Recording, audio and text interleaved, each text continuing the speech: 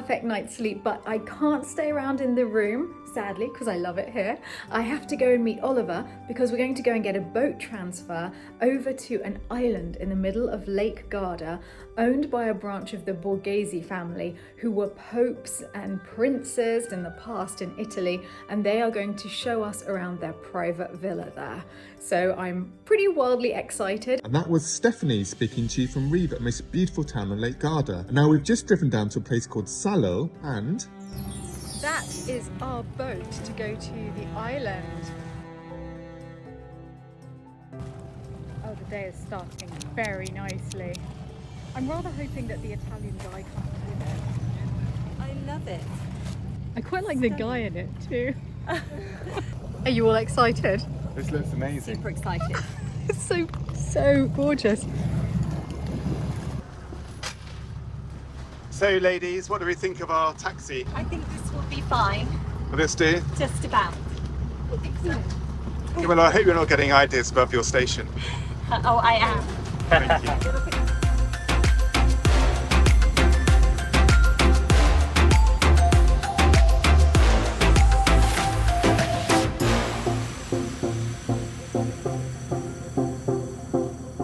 We're on our way over to the island, which has been known in the past as the Isle of Skulls. And also it's been known as the Isle of Monks. There are a lot of different stories about this fascinating island.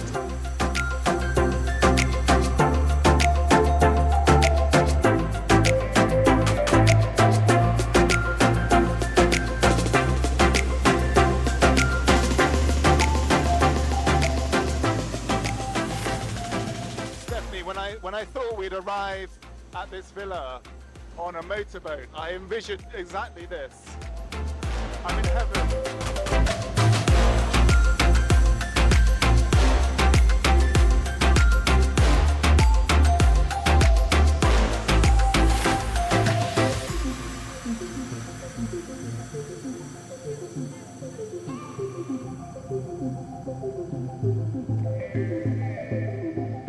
This is quite an entrance to a villa, isn't it?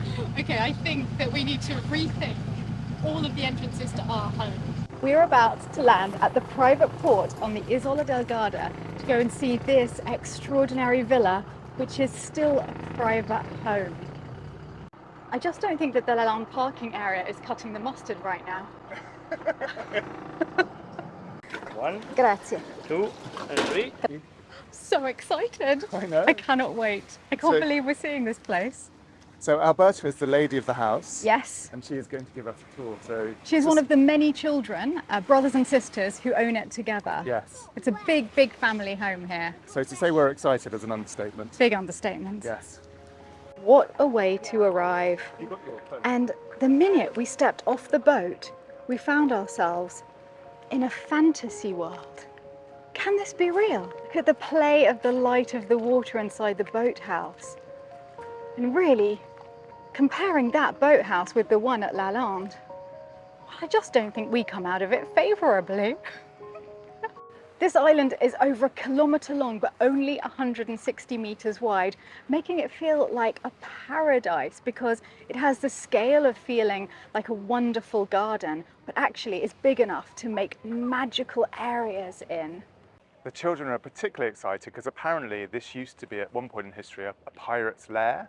Ooh, so obviously that's particularly cool. Why, it would be. Alberta, thank you very much for showing us your beautiful island and villa. How long have you been living here for? All my life, really. I was brought up here with my 6 brothers and sisters. Wow. Can you imagine we having had 6 brothers and sisters here? Were you playing games all around? Yeah, And we had a wonderful childhood here. The island has an amazing history. So it was lived by the Romans, used as a hunting area by them. Then by the Longobards, a tribe that came from the north part of Europe. And they occupied the island, using it more like a prison, really. Okay. So not the paradise we're going to see today. And later on, it was lived by the Franciscans. So apparently St. Francis from Assisi came on the island in 1221. The Franciscans stayed for about 600 years. so that takes us to about 1800s. Yeah. Yeah. If there are any trees old enough for him to have sat on Ah. right there. Well, probably not him, but Saint Bernardino from Siena passed by in 1440. So some of the old olive trees we're going to see were introduced by the Franciscans in those years. And well, they stayed here until 1797, and that is the year when Napoleon Bonaparte will come along and traveling from Venice to Milan, he will stop here on Lake Garda. Two brothers, so Luigi and Teodoro, who built this beautiful tower. It's lovely, and isn't it? also the boathouse. When does the tower date from? 1830, yeah. And they built also the first villa on the ruins of the old monastery. Now, this family stayed until 1860. Okay. That year, we had the Third War of Independence. Yes, unification of Italy. Yes. So the Italian state confiscated the property, which was then used as a military fort for 6 years. Wow. So that's when our great-great-grandparents actually bought the property. Yeah, and their name was De Ferrari. Nothing to do with the car company. Oh. It's got a D in front, but For a moment, I no, thought. no. It's still, you know, our family home, and we share it through guided tours, weddings, little events. I'm very interested in the history of this building because it's absolutely charming. This building, like the little tower I showed you before, was built by the Leckie brothers in 1830. When our family came, it became what we would call in Italian l'osteria, a kind of, let's say, private pub for all the staff that used to come from the closest peninsula to work here. So they had their private pub on the island. Yes, as a well. good place where to have a quick lunch. Lion. The island was actually used by Mussolini's family. So Mussolini had the Republic of Salò, and he Yes. was, you know, with the Germans really in Yes. that period. And his nephew Vito stayed here for 6 months. So our family wasn't allowed to stay here in that period. Oh my goodness. And he still lives in the village. He's now 84. Wow. And he's the only historical memory left of the property. So really, really helpful, especially over, you know, the water systems, electricity systems we've Oh got my here, goodness, I know which exactly are not what that's like. always that easy. The spirit of olive trees. So it was made a couple of years ago by a local artist called Gianluigi Zambelli. And he had a great idea because the base is an old trunk of an olive tree that was Yes. introduced by the Franciscans about 400 years ago. So, yeah. So you didn't want to lose the No, base of we- history. You know, we are a bit attached to this historical thing. So, Just wondering, it looks in the most amazing condition. Is it a lot of work? well, it wasn't in such an amazing condition when we started running guided tours in 2001. Okay. So, the tower was renovated in 2010, Yeah. and the rest of the facade in 2018. Because it's so intricate, isn't it? It is, and it was designed by a very well-known Italian architect called Luigi Rovelli. Amazing. It reminds a bit of the Doge Palace of Venice. I was gonna and, say, yeah. The Cadoro as well. Yeah. So Maria Agnenkova, our great-great-grandma, loved Venice. So she actually, you know, created a kind of little Venice on Lake Garda. So when Stephanie got her chateau, she had to put in new electrics and heating, no heating. Is it got all mod cons? Not really. How cold does it get in winter? Not too bad, but you do feel the humidity. Yeah, that's So, what really gets As I to said, you. we never go below 0 degrees, really. It's rare. Probably twice, you know, in February. That is minus lucky. 2, You're lucky. minus 3. It's very, when I first went to visit Stephanie's chateau, honestly, it was, I still remember it, it was the coldest. Oh.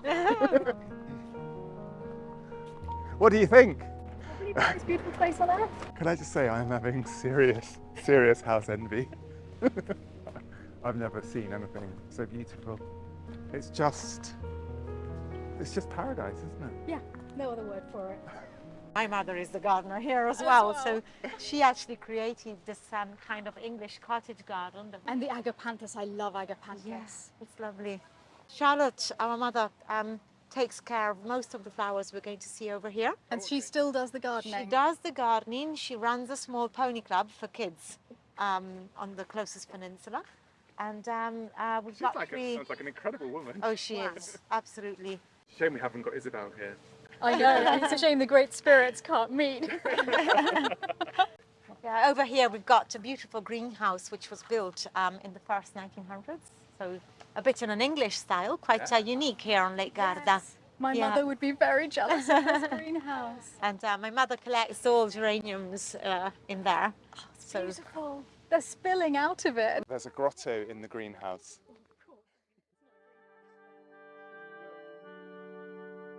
Wow. It's beautiful, isn't it?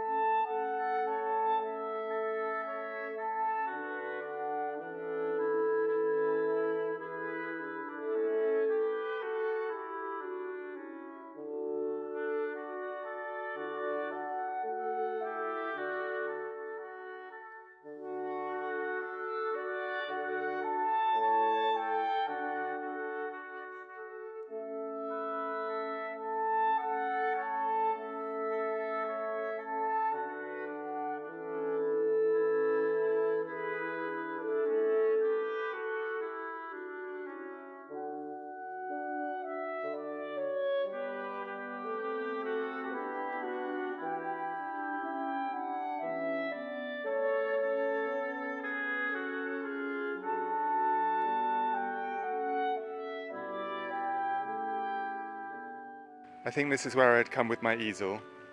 Because look at this view, you got the view to the sea here, so I could be doing a picture of that, and then I turn round, and then just look at that. That is just... In one moment, you can see the lake, architecture, gardens, so many different elements, water, greenery, and then the beauty of man's imagination. I actually just can't, I can't get over how beautiful that is.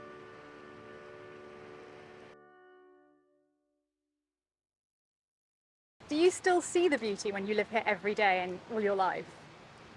I must say I do. So That's so I'm lucky. aware of how lucky I am, you Yeah. know, in living in such a beautiful place. And how do you Well, find travelling? Because you leave this when you go travelling. When I was young, it was different because obviously I needed to travel to understand how lucky I was, you know. Yes. And nowadays, when I travel, I obviously need to rest and get my time as well. But when I come back, home is home. So how do the weddings work here? So where is the ceremony held? Normally we have the ceremony in the area that we call La Loggia, Okay, which is the tower. yeah. You see the white columns. Oh, I see, Yes. So that's where we have the ceremony or dinner. Yeah. It depends on what the client really wants to do. And this terrace is also quite beautiful when we have more than 60 guests for the ceremony. Wow. Yeah. I can't imagine anywhere more beautiful to get Well, married. Stephanie, when your moment comes, know who you'll be calling. Was the island when the Franciscans were here. Completely different. A big, you know, rock in the middle of the lake. Not many plants around. And over here you see the first Lecce villa, built by Luigi Lecce in 1817. Then he passed the property to his brother Teodoro, who built this villa, which is the one that our family bought in Yes. 1869. So you see the, you know, big difference Yes. in between one building and the other. Yes, it was already beautiful, but they went from beautiful to magnificent Yeah. beyond imagining. Yeah. I love the imagination required to look Oh, at that same. and go, it's just not quite enough. It's a land of persimmon trees, roses, oleander, bougainvillea. It's heaven on earth.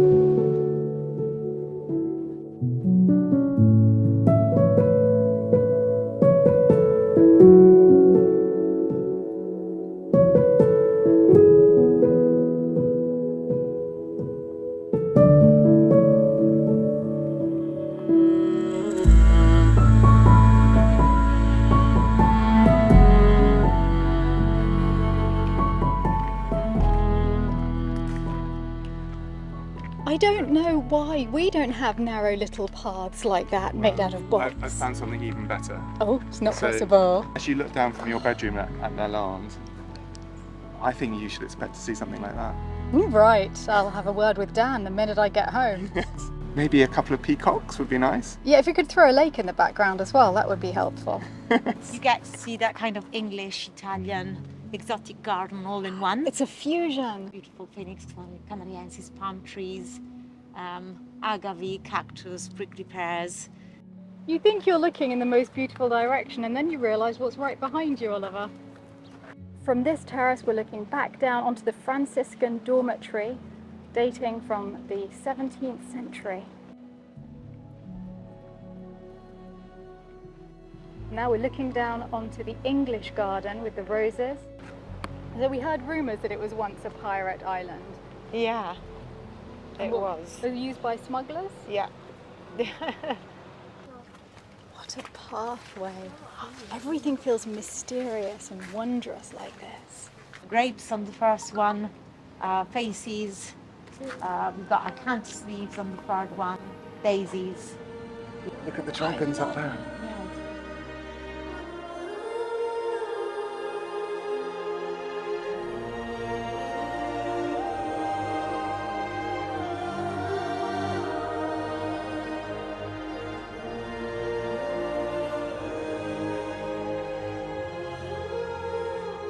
Venice on a blue lake. The perfect merging of all worlds. Bougainvillea pouring like a waterfall. Like a waterfall. What a beautiful description of that. I was drawn to poetry at that point. Alberta, how many rooms does the villa have? 63. 63 rooms.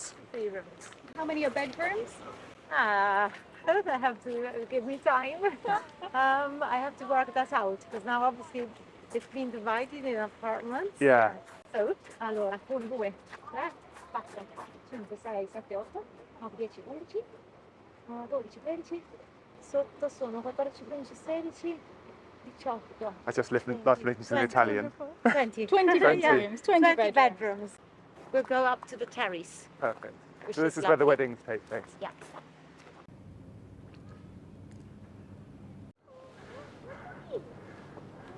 Oh, Beautiful. it's the most gorgeous dog. Now what is it? Yes, one sister. Her name is Vanessa. What type of dog is he? Pastore Maremmano, an Italian sheepdog that comes from Tuscany. So beautiful. They're lovely dogs. Oh, and this plumbago just underneath that stone window. Let's have a little explore inside the tower. Yeah. And is this a chapel? Yeah. Oh, beautiful. Do you still have ceremonies here? We can do the civil ceremony. And then people in can the have a terrace. blessing Yes. here. In the tower are many toys that were used by various members of the family over the years. Lots of mementos. What stairs? Walls made in what we call stucco veneziano, so this painting technique that makes the walls look like the red marble. So the Venetian techniques are Yeah. inside as well as outside. That's right. I must say, Oliver, your suit fits in very nicely. Oh, I did wear it for the occasion. It's like Brideshead Revisited here. Portantina. Is this what you used to travel in as a child, going to school? To make an impression. It doesn't cope well with water. This really is a lived-in, loved home. And it's lovely to see that it's not just a cold monument to past glories. It's living. That is epic. Imagine that in a bathroom as your bath. What's it actually for? Is it I think it's like a fountain, like a water fountain or something on the wall, but I'm not sure. I would use that as a bath. Oliver, we've got to stop going to such beautiful places. It's just making me rethink everything. Honestly, if I ever did get married, which is not my plan, but if I... Well, do you know what? This place is making me start to want to marry just for the wedding. It's never a good idea, that. Oliver, it's just wonderful that we live on a planet where things this beautiful exist. I know. It just warms my heart and it makes me believe in the beauty of human vision. Yes. It reminds me slightly of the, the imagination, the Brighton Pavilion, that type of... Yes. Someone's just gone, I'm just going to go for it. Yeah, nothing's going to hold me back. No. I'm going to let my wildest dreams become reality. Yeah, it's just It's not an affresco, but what we would call in Italian uno strappo.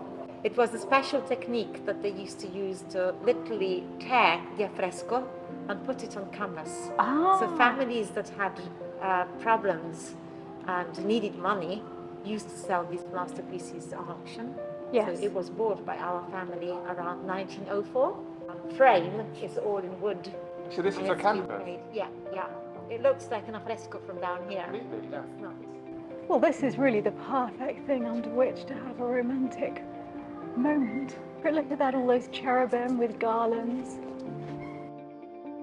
So that was, the bell that they used to to ring call you? to call us back. Because I can imagine if you were in all edges of the island. And we could hear it everywhere. Do you use it now at all? No, not Oh. anymore. Now we call Yeah. each other on phone. Yeah, that's right. This is the most amazing place to have a wedding. So how does it look when there's actually a wedding going on? Does the all the seats here, the bride and groom here? Yeah, that's right. And now we're going to take you to see a room that no one is usually allowed to see on the tour. It's a beautiful kitchen. Oh, it is beautiful. It's quite a special kitchen with lovely copper that was obviously used up to about 40 years ago. There's this beautiful Aga stove. Oh yes, I which is, grew up. quite unique here in I can Lake imagine, Garda. it's so British. So here you would have been cooking directly over a flame. What a spectacular copper batterie de cuisine. Look at those. And all of the different cake cutters, biscuit cutters. I wish fridges looked like that now. Very retro. Yeah, It's nice to be able to see what you've got in the fridge as well, without having to open it. that's right. And the copper. Solid marble sinks. To think this kitchen was still being used up till the 1970s. You're well kitted out for picnics. You are. See, we have 3 salami right there. Right, good Still to there. go. Just grab one, a little bit of tea, it's all sorted. What do you think of it, Ollie? I think it's an amazing kitchen. And you know what's so lovely about it is it's so cool. So you can imagine, I mean obviously it would get hot if you're whipping up a feast in here, but still it's just light, it's cool, it's airy, and it's kind of got quite an elegance to it, hasn't it? I really like it. Yes, I love it. Oliver. Oh. Yeah, this is the most appreciated room. Yes. So this comes from Russia with this lovely blue and wow. golden color. White porcelain from Capodimonte in the middle. Look at the over figures. there. So springtime with these little kids, with flowers dancing. Look. And Meissen porcelain on the right over here. Yeah, That's amazing. that obviously comes from Germany. And a beautiful blue service which comes from Denmark. Then we've got lovely samovars, so due to the influence of our great-grandma. Yes. We also have a lovely stove which reminds of the ones you see in St. Petersburg. Wow. But that is a Dutch stove. Okay, it Delft. has the Russian feel. Yeah, that's right. Isn't it incredible? Look at it. And where's the chandelier from? That comes from Palazzo Borghese Palace in Rome, which belonged to the family in the past. And the 2 vases on the side there have been made on purpose for the Borghese family in Faenza. Oh, look. Goodness. Yeah. Is that portraits of your ancestors? Yeah, Camilla Borghese. Yeah. Not many people have portraits of their ancestors on vases No, in their that's dining room. correct. You're very lucky. That's right. So Alberta, thank you so much. I have to say that we knew it was going to be good, but we didn't know it was going to be No, that we good. didn't. Honestly, I Absolutely. felt like pinching myself. Yeah. It was like walking into a dream. Yeah. And I'm happy that it's lived in, that your Yeah. family's still here, that it's Yeah. not just a museum, it's not empty. Yeah. You can feel it's alive. Yeah, we've got 3 words that we normally use to describe the island, which is nature, Yes. history, and soul.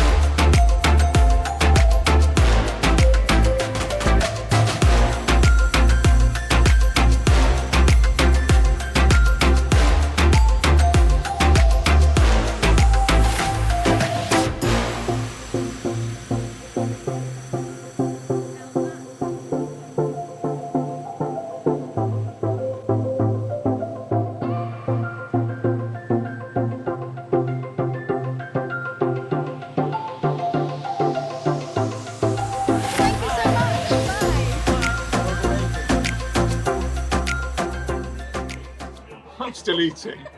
Seriously feel like an Italian film. Amazing. Not just love, but imagination and determination and inspiration.